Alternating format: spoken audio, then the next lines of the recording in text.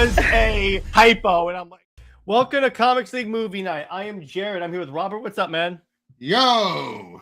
And today we are talking about, honestly, this is one of those movies where it does not deserve nearly the amount of hate it gets. Man, you know what? I think I already know an understanding as to why. Because let's be honest, John Carter was the trope codifier for a lot of things that have unfortunately become knockoff and rip-offs and everything. That by trying to do a faithful adaptation, it's like people are like, been there, done that. Well, here's the other problem with this. The marketing also sucked, and here's that too. There is a conspiracy theory, Robert, that because all right, so this movie was coming out around the time that Disney bought Star Wars, and as this was supposed to be Disney Star Wars, so the conspiracy theory is that so Disney would not have competing sci-fi franchises, they intentionally did a crappy marketing campaign for this movie. That too. Honestly, that sounds like something Disney would do. But it's like, so when you look at this movie, yeah, as Robert said, a lot of the tropes and like a lot of characters that like we take for granted today, like Superman, took some inspiration from John Carter. Superman or Flash Gordon.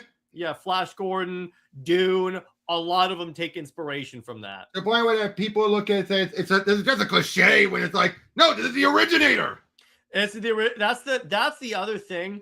And actually, Comic Historian did a video about why he didn't like Avatar: The Last Airbender, and one of the reasons why is because he said that's like, I've seen those arcs before or like after because of like other media you consume, so people think, oh, it's just like the average generic thing. I'm like, actually, no, that's where it came from. And it's just like with in fact, funny enough, Avatar, as in Cameron's Avatar, takes a lot from John Carter. Oh yeah, absolutely. It takes a lot from Pocahontas. And more dances with Wolf, actually. Yeah, exactly. But so this movie's about a Civil War captain that's like he's hurting, so like he's not on either side, but he's trying to find golden riches. He's a noble Confederate.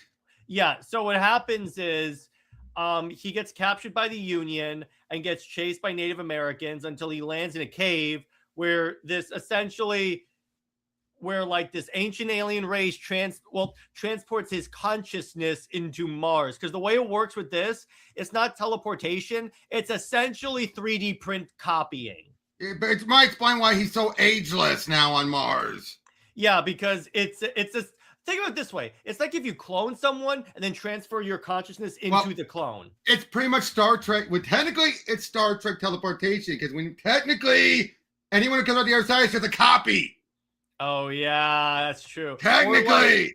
Or like the Justice League teleporters used to be. Well, I'm more going with Star Trek because that was made very clear. That's why sometimes you would have a copy.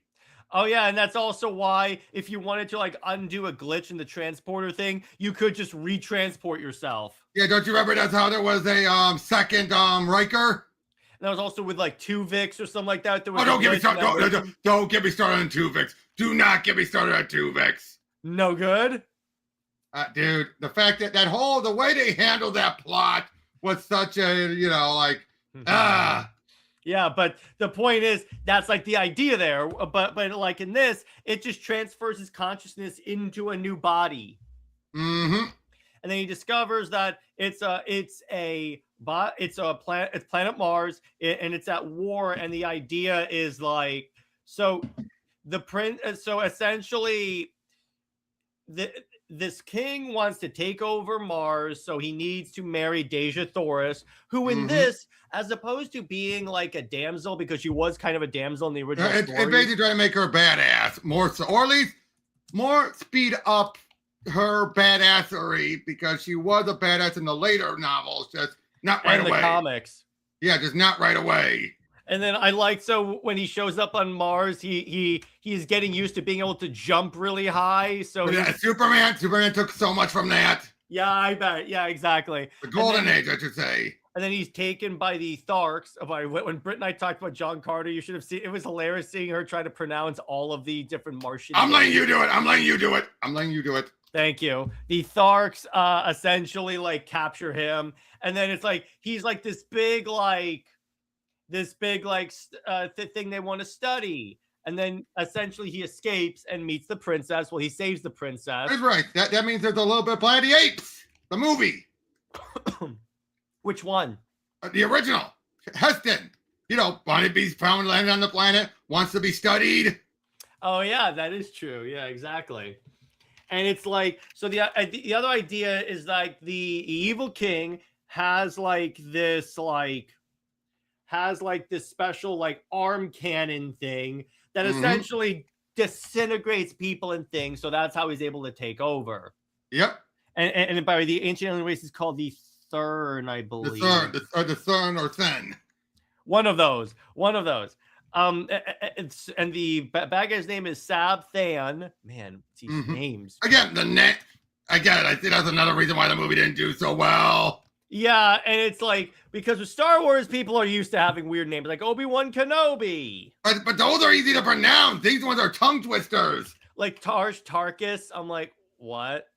Yeah, I mean, Tarkin is one thing in Star Wars, but... Yeah, and this also had the trope that like you drink a liquid and then you're able to like understand everyone. And I'm like, as opposed to say Hitchhiker's Guide with the Babel fish.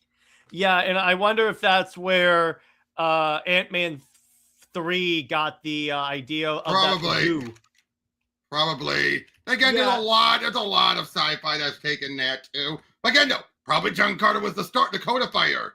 Yeah, exactly. So John and Dejah escape, and essentially they're trying to figure out how like Sab got like the weapon and the third and stuff. So they discover that in this little sacred place, there's this little star map essentially. Oh, and Dave says it's been said many times that's not a bad movie. It's a very good movie with terrible marketing. Yes, exactly. That's the marketing, but also I do think a lot of it was also due to people who again, we're expecting something else. Yeah, exactly. Because again, the marketing didn't really show it. But yeah. So it shows that like, okay, so here are the different planets. And he goes, I'm on Mars. And then that's where he also learns that like he's a copy, which is why when he gets sent back at the end of the movie, he has a beard. Which I'm wondering, I always wonder, okay, so the body still works, but the consciousness doesn't. I'm like, no, I mean, it's transferred. I'm like, that's kind of interesting. So, well, actually, the movie actually starts off in the air quote modern day with Edgar Rice Burroughs. Yep.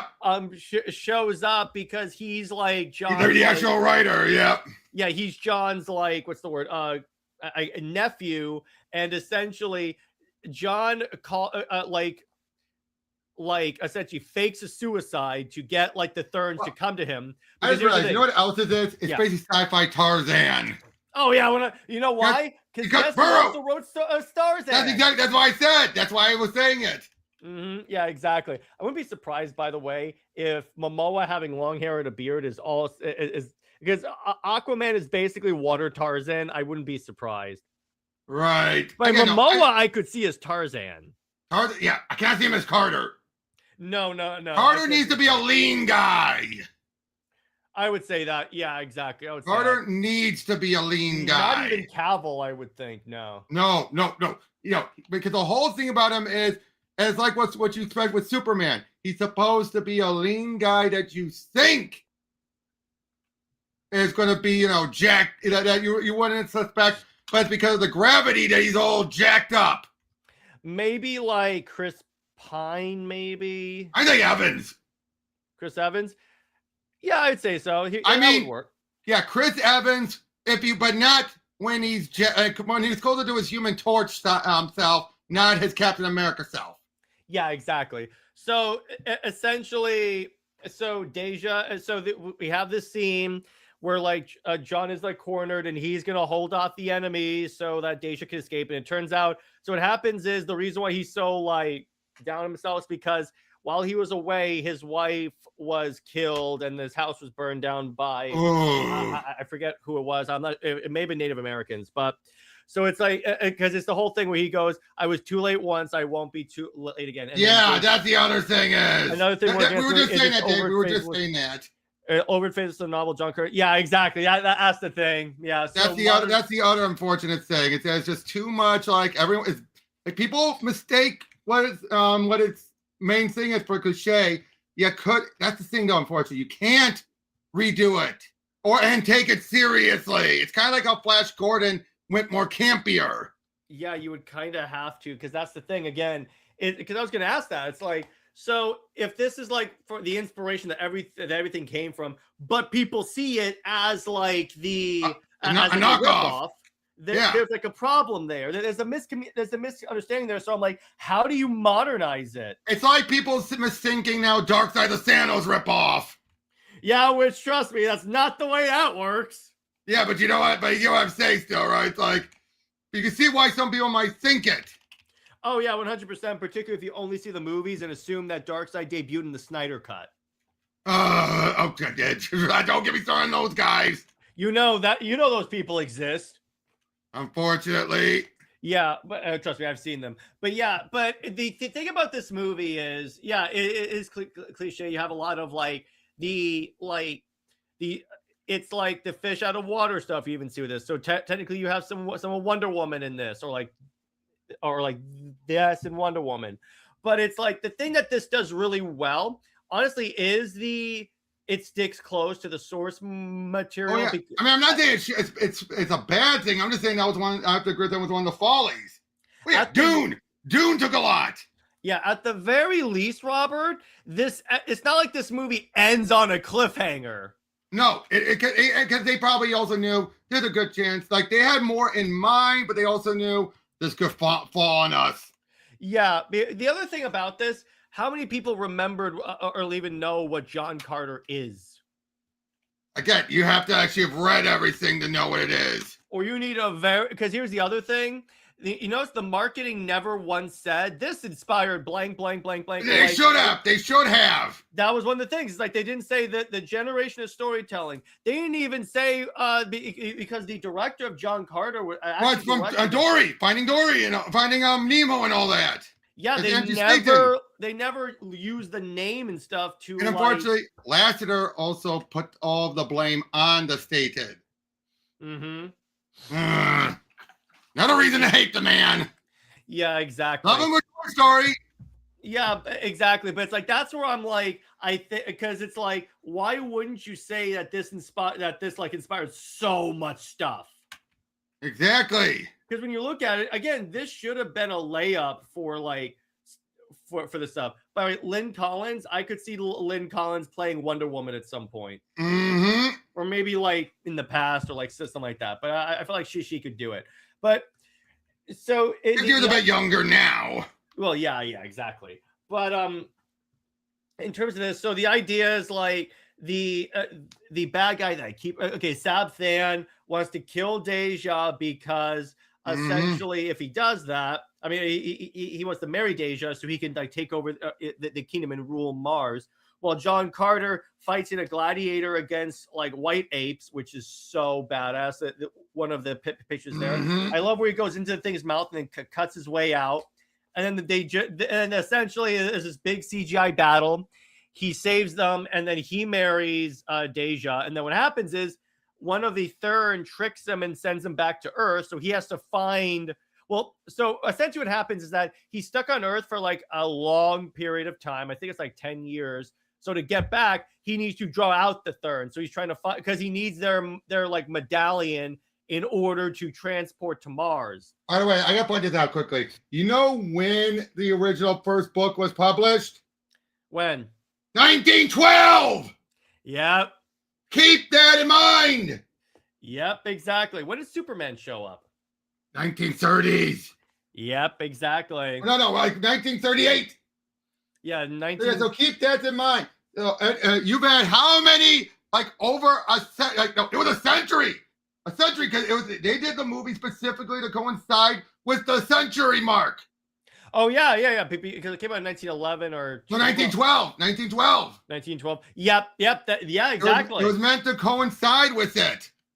Yeah, exactly. Oh yeah. So again, 100 years. Think about it. I'll just say it. Literally, and most. I think one could say John Carter was one of the originators of sci-fi. Oh, yeah, 100%. Dave the Impaler says they tried to do intriguing J.J. Abrams-style mystery box marketing, but audiences were just like, John Carter who? Yeah. Yeah, exactly. That's the problem. Because it's like, if you don't, when it's a relatively obscure property, you need to hold the audience's hand more into what this is. Yeah, it's like, I'm trying to think of a good example comic-wise. Blue Beetle. No. The movie. No. I'm saying, yeah, that not as much. No. It would be, here's how it is. It's if they were to do a movie based off of the original Dan Garrett Blue Beetle. Oh, yeah. If they did that, that would be closer. At least with, say what you will with Jaime. You still had Smallville, which wasn't that far back compared to John Carter. How about Alan Scott Green Lantern? Yeah, I would agree with that. Yeah. Because he has had no other appearances. That's the thing. You need to, again, and now we're not saying don't make those movies, but the thing is, you 100% need to hold the audience. You need to be very clear, particularly with this, when you have like the John Carter thing, when you have a like, what's the word? When you have a like, I'm trying to say the right word. Yeah. When you have a property that inspired what people know from this, you need to tell them, oh, this is where it goes, that they had said this inspired blank, or at least that inspired a generation, or like hundreds, or like the originator of sci-fi, even. Yeah, a bit too hyperbolic, maybe, but still. Let me say, that's better than what they did, because if they did that, then I don't think as many people would be it's just a ripoff of everything else. Exactly. That's the biggest thing. I think I kept thinking it was the ripoff. Yeah, exactly. Where it's just like, no. And here's the thing, though. The interesting thing is that even though John Carter didn't really do well at the box office, the comics are great. Oh, it's Dynamite. What do you expect? Yeah, Dynamite does a lot. Dynamite excels at the sword and sorcery thing. Mm-hmm. Yeah, exactly. Yeah, exactly. It's like there's like a ton of, but it's like, and that's the problem, where it's like you have. It's like, even here's the funny thing. Here's an analogy for this. It's like reading Jeff Johns' Green Lantern for the first time and seeing the origin of all of the things that you took for granted. Oh yeah, big time. Like I've said this before. I've said this before. Stuff like that, or the Speed Force. Yeah, because like this way. I came into comics when this stuff was already firmly established. Or the Jor-El AI being in the comics. Yeah, exactly. That was 1 year later. Dave says it would be like trying to make an Hour Man movie without context, or doing something a little bit. Yeah, exactly. Exactly. I will 100% agree with that. Yeah, you really need to explain that. Or it's the problem with but the difference between like DC is that you could here's the thing. You could introduce Alan Scott, let's say, in a Green Lantern project and then spin him off, or like anything else. That's the thing with John Carter. You really, because there's no like well-known universe that you can attach to him. No, there isn't, because he's his own universe. Yeah, that's the problem there with this movie. Now, the other thing that this movie does not get credit for, but it deserves, the CGI of this movie. Oh, it's phenomenal. It's practically flawless. What do you expect from one of the guys who worked on one of Pixar's quintessential directors? Well, yeah, that's true, but it's like, even with that, but what I'm referring to is like, again, when you compare the CGI nowadays to movies back then, the movies back then will look like the movies that come out now should. That's the really crazy part about it. Agreed. But it's like, yeah, exactly. But that's the other thing. It's like, and honestly, that's really the sad part about this, because it's like, this should have been a layup for stuff. It should, and even if they kept it to one movie. But this should have been the start of a franchise. This should have been the start of a franchise. Yeah, but again, it's like Disney did this. Let me put it this way: Disney did this and Tron because they were trying to find their sci-fi franchise. And then they decided to just buy it up. Yeah, because they didn't have Star Wars at the time. Once they bought Star Wars, that's why it took so long to get a sequel to Tron. Yeah, or if you can count Ares as a sequel. And this was sabotage, because once you get Star Wars, okay, we have we don't need it. Sci-fi franchise in the world. We're good. We don't need anything else. Yeah, exactly. Then they totally screw it up. Yeah, exactly. I'm looking forward to when Britt and I reach the sequel trilogy, so I can show her how much that. Don't get me started.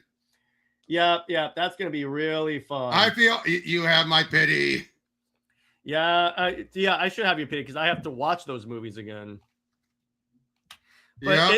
But the main the point about this is this movie really shows the shadiness of Disney, because again, it's like, if you're not going to support this movie, why make it? Well, again, I think it's one of those cases where they support it at the start of the production, but then towards the end of it. But let me double check one thing. They do know. You know what? Another movie that was partially part of the cause of it was what? Lone Ranger. Same executive. Which the sad part is, John Carter was known as the biggest flop ever. Yep. Oh, here's what it says. Studio executive Rich Ross was fired from his position as Disney Studios leader weeks after Disney predicted they'd lose $200 million on the project, and Pixar Supremo John Lasseter, who was friends with director Ron Stanton, ripped him a new asshole and supposedly threatened to leave Disney if Ross did it. Ross holds the Medal of Dishonor, being the only Disney Studios chairman since Ron Miller's ousting to have lost his job thanks to being simply incompetent in command. With the 4 chairmen before him, the first one, which was John Katzenberg, who exited on the back of Lion King, and is really the only one to get involved with the animation department as well, leaving for creative differences. The executive who helmed the marketing campaign also got the boot. The failure of the Lone Ranger the following year ensured Ross likely won't climb back from television network anytime soon. Yeah, but the other thing, they changed the title. Oh yeah, they went to John Carter, but part of Marty's mom is why. Well, the original story is Princess of Mars. They didn't do that because no boy would go see that movie, to quote them. Then they took off the of Mars because they wanted to be like an origin story. Well, not just that, but because they thought that was the reason Mars Needs Mom did so poorly. Well, that too, but I'm saying, according to them also, the other reason why they wanted it to be an origin story of how he becomes John Carter of Mars. Oh, get this. They actually did studio mandated reshoots to soften Dejah. Oh. Yeah, in fact, Lynn Collins said she lost the grip of the character, did all the changes. And was reduced to asking Stanton before each scene how she was supposed to be playing it now. That makes sense, because if you look at her character, it is kind of back and forth on if she's a badass, if she's a princess, if she's a scientist and stuff. Mm-hmm. So I definitely see where that is And boy, did she get screwed around because she was also in Silver Fox a few years prior in X-Men Origins. Oh yeah.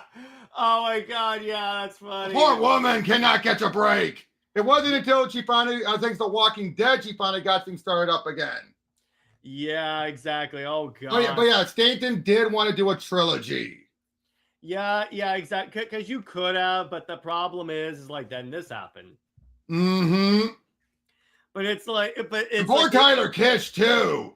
Well, Taylor Kitsch actually got slowly recovered, because now he's in the Terminal List sequel series. Yeah, but remember, he was also Gambit in Origins. God damn, that movie is the gift that keeps. But to be fair though, he was also in Battleship the same year as John Carter. Yeah. That's the other thing. They cast relatively unknown actors as John Carter and Dejah. It's you needed someone that was going to be a box. That's the other thing. Again, you need to hold the audience's hand. If you're not going to do it, that's the problem. Oh, now to be fair though, before this, Robert Rodriguez was developing a Princess of Mars film. The story done in very. Oh, that could have worked. That would have worked very. And I think I think. No, that's something I think you need to be a bit more pulpish. Yeah, you need to rather than being straight forward. Mm-hmm. Yeah, because this was a little bit too much we're trying to take this seriously. Oh, okay. Here's something else. Some people do believe Statham, because this was the first case of his first time live action directing, might have been a bit drunk with power after receiving too much money and creative control, which became even worse because Rich Ross and the other studio executive of Disney likewise had little experience with feature film, since most of them came from television. Throughout production, Stanton ignored the advice of crew members who were live action veterans in favor of his Pixar friends back in their offices, yet he was ironically aware it would not be an easy work, as he warned the execs, "I'm not going to get it right the first time. I'll tell you that right now." Indeed, the film required extensive double reshoots. So there is a bunch of other problems too. You know what movie I would find it's comparable to? What? Sky Captain in the World of Tomorrow. I never saw that movie. Oh yeah, that's a movie. That's one of Jude Law, Gwyneth Paltrow. It was the first all CG and green screen movie. Oh really? Yep, and they actually, utilizing archive footage, this was long before trying to do CGI and everything, they brought back from the dead, I say that figuratively speaking, of course, was Laurence Olivier. Oh. Yep, but no, they got permission. Okay, well, you should look it up. You should look it up, dude. Yeah, I mean, actually, I think that movie, is that the movie with Angelina Jolie in it? Yes. Yeah, I remember that. Yep. I actually did see that years ago. Yeah, it was an interesting movie. Yeah, it was. But yeah, but it's like with this, it's like, yeah, ultimately the way I would kind of rate this movie, it's not perfect at all. Oh, hell no. I would probably give it 7. 7. I would agree so. Like, there's so much potential, but also you could see the problems. You could feel the reshoots in this because it's like big time. The film's tone just goes back and forth. Especially Dejah, because sometimes she'll be like really tough and like warrior like Wonder Woman, and then she'll be like passive. The passive damsel in distress, and I'm like, can you make up your mind? There's whiplash here. And the poor actress. Yeah, but I'm glad that she at least got some measure of success after this. Yep, it took a while. But well, that's what happens when you do this and then X-Men Origins. Oh no, X-Men Origins was before this. Oh, and by the way, Dave says, I think the first time an actor was digitally resurrected was Humphrey Bogart in the Tales from the Crypt episode. Okay, that may be true.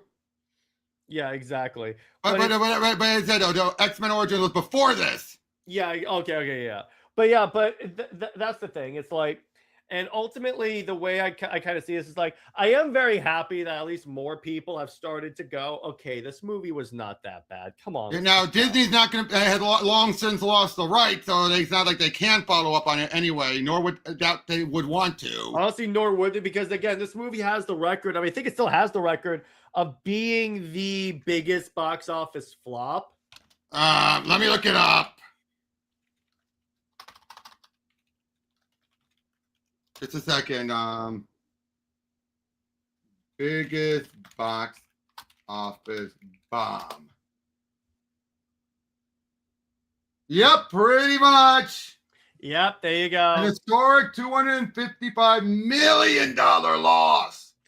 Oh God, 200. Yeah, I can see why a studio would be very hesitant to do another John Carter project. I'm trying to see if there's anything else that mentions it.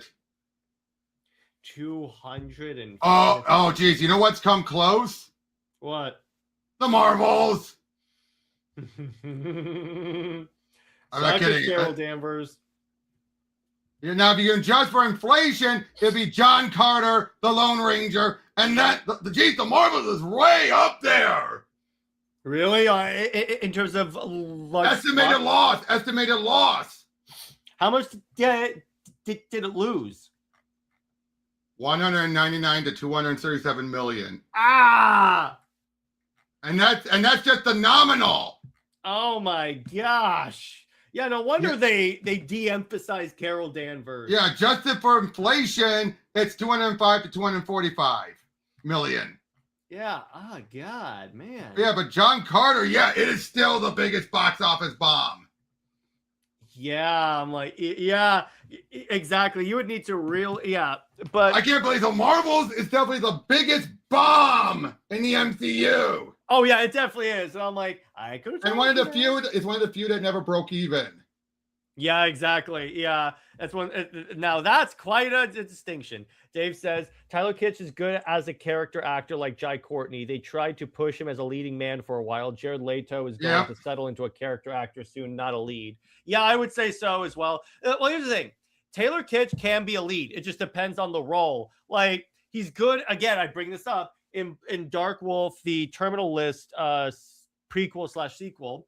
But he's one of those actors where it depends on the role, because if it's the right role, he can do a leading man thing. By the way, get this. If you include, if you just go by nominal, The Flash is in the one of the top 10 biggest bombs. But if you judge for inflation, not even close. Yeah, it's way down. Yeah, exactly. In fact, if you adjust for, interesting. If you adjust for inflation, you know what boots up the list? What? Wonder Woman 1984. If you adjust for inflation. Yep. It's still not in the top 10. Yep. I'm saying nominal and adjusting for inflation, it's still Marvel's John Carter and Lone Ranger. Yeah, exactly. Which again, this is the lesson that I always point to, which look, you need, and this is the lesson that like a lot of studio executives should look at, like particularly DC Studios, because it's like, be very careful how many obscure characters you give projects to. Very careful. But now, it's not to say it can't work, but I'm just saying you have to be very careful about this, because this could blow up in your face very spectacularly. But also, Ben, I think that's one thing Gunn is better though, is knowing don't put in all the money on this obscure character. Yeah, at the very least. Like, don't put more money than you put in Superman into, say, Etrigan. Or like Clayface. Yeah. Like, I'll give you that. It's like, if you adjust, because here's the thing. If let's say if you have a movie that was made for like, let's say $50 million, and it just makes $100 million. You know, people be like, it didn't make $1 billion. But I'm like, yeah. Still no billion. It didn't have to profit. It didn't have to do that. It just profited. Exactly. Which again, one can say about that's what Superman did do. Yeah, it's like, I'm like, that's why I say, regardless of whether or not it profited enough, that argument honestly is irrelevant. DC Studios was happy with how it did. That's all. Exactly. Should they be the conversation should be, do they have a reason to be happy about it? Okay, we can have that conversation. Don't say the movie don't say like the movie like severely underperformed. But anyway, I wonder if Disney even does merch or trinkets at places like Disney World for this movie. No, they do not. No, they don't. Remember this. Remember, John Carter was a movie they licensed. Well, yeah, they can't even do that anyway. It's not like it's a Disney original. Yeah, exactly. And they don't have the rights anymore. Yeah, so there's no way they would be able to do that. Exactly my point. Yeah, but it's like the other thing about so continuing on, it's like you think about this now. Let's ask this: could this movie actually succeed if it were brought back? Here's the problem. No, too long. I agree. A, it's too long, and B, it's attached to the John Carter name. Yeah. That's the problem. This movie bombed. It's like, even if you could get a studio executive to sign off on it, John Carter, it isn't public. Nope. It's still the borough state. Wait, let me check. Yeah, exactly. And even regardless, okay. Yes, it is the public domain now. Oh, okay. Yeah. What it does, dude? 1912. Oh yeah. Yeah, exactly. Okay. What is not in public domain because of trademarks is names. Like the Tars Tarkas. Yeah, like John Carter, Tarzan, Princess Mars, Barsoom are trademarks still. And commercial adaptations are obviously not. Yeah, exactly. But that means you can use the story of John Carter freely, but you can't market a new comic or movie as John Carter of Mars. Again, it's the whole Shazam thing. Okay, so if I wanted to take an original character and have him go to Mars to have an adventure, I could do that. I just can't call it Barsoom or call him John Carter. Or you could do a John Carter of Mars thing, but you gotta find some other title. Okay, good luck with that.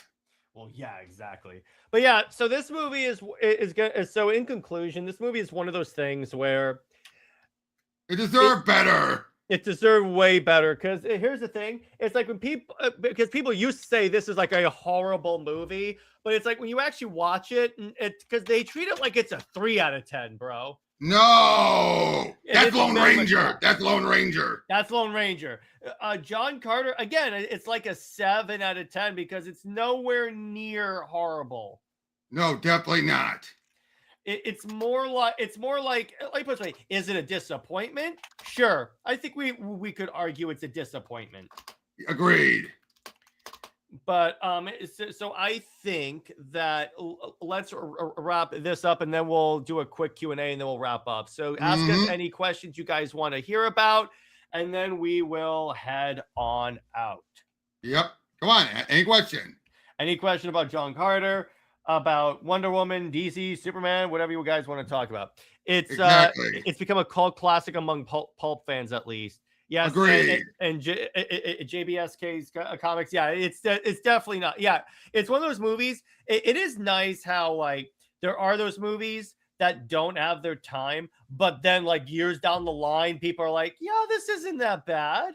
It's not great. It's not bad. Like, it's not the best movie in the world, but it's Heck like no. It's one of those. It's probably probably the best adaptation we're gonna get. Oh yeah, absolutely. Yeah, I would say it's probably the best adaptation we're ever gonna get. Yeah, exactly. But it's like, yeah, that's the thing. It's let's see.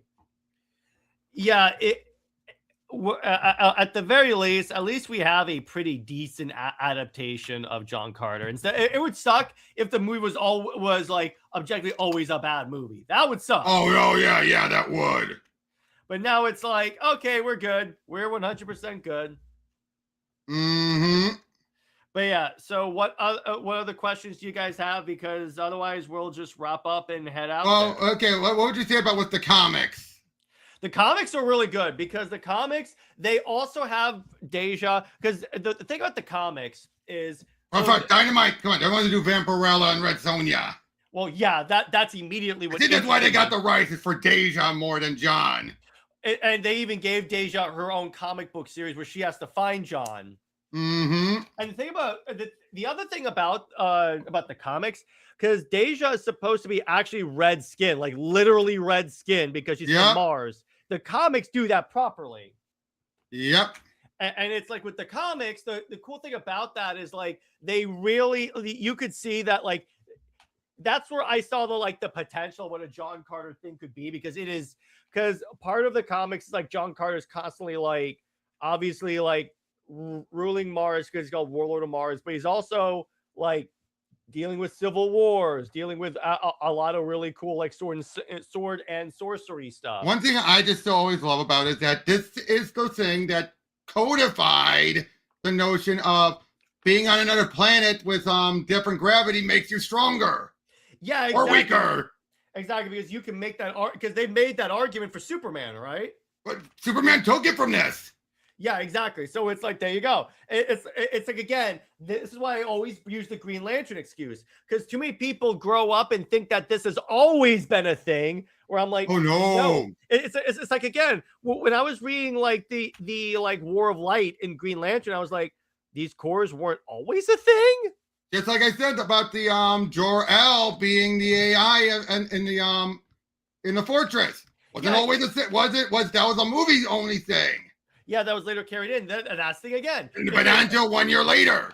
Yeah, exactly. And it's like with me, because I used to be a movie only guy. And then Dave says, I think someone will try again eventually. There needs to be. I'll tell you what I could see them doing is an animated movie. Yeah, I think if someone is to do it, they need to learn the lessons away from this. Well, first off, they need a solid marketing plan. Well, that too, but I'm just saying no for the directing. Well, yeah, exactly. They need to put someone in charge that will actually like kill it. And they need someone that's like experienced with this. Yeah, that's more what I would say. Yeah, because otherwise it's like, because they didn't, again, power hungry. Yeah, exactly. And again, you're going to need massive marketing. This movie told the story well and didn't deviate from the source material too far. I would support a sequel. Dejah should have had a belly button though. But again, this is Hollywood and they're never going to do that, unfortunately. Yeah. There are some things that Hollywood just won't do.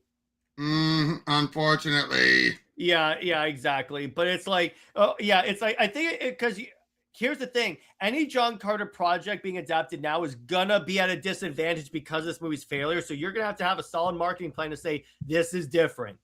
Exactly. A Princess of Mars anime style series on Netflix, that could work. By the way, you know what occurred to me, Robert? With Netflix buying WB, we could get a lot of DC animes. That's true. Like of the Netflix anime quality that everyone loves. That would actually work really well. But yeah, I think that's a good place to leave it. So, Robert, where can we find you? What have you got coming on your channel? I got my links down below. Nothing much else coming up aside from my well, I've been starting to upload some of my PTN. So, hell yeah. Yeah. As for me, so there's going to be no Wonder Woman Wednesday this week because it's Christmas, and no Under Two Caves because Christmas Day. And then Comics League Dark will be obviously on Friday. And so Super Wonder Legacy will be the year-end question and answer. You guys can come on and ask Britt and I any questions about Superman and Wonder Woman you guys want. And obviously we'll be monitoring like solicits and sales and stuff for Wonder Woman and all the other DC books. But yeah, stay heroic, and we will see you guys later, and have a happy holidays, everyone. Bye-bye.